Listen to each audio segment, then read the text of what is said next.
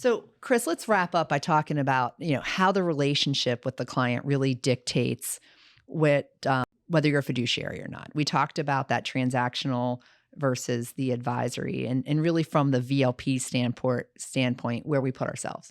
Yeah, I think that this is really the clearest cut way for consumers to know what type of relationship they're in is, hey, you know what?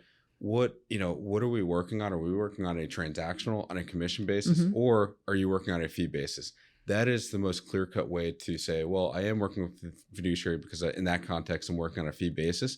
There are certain instances where firms can either wear a transactional based hat, and under that engagement, they could be working on commission basis, and that may make sense for that situation. Or and oftentimes they could also be working on a fee basis. So I think that's the clearest cut way to determine how a client is engaged with the firm. Yeah, and I think it comes down to it's again that transactional versus do you want in a relationship of advice going Mhm. forward? Mhm. Because that's really where you're going to see more of that fiduciary standard be held. And here when we look at VLP, we're majority of all of our advisors are certified financial planners, practitioners, we're CFPs.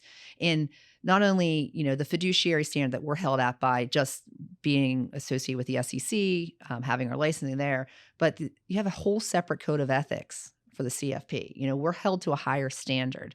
There is every year we've got to do our continuing education. We've got an ethics course we have to do every 2 years for a renewal. So again, it's that extra level to say we're aligning with our clients. We're going to sit on the same side of the table. Our goal is to get you to where you want to go and do that driven through advice and also, not only just the advice, but making sure that we're doing things that's in the best interest for the client all the time.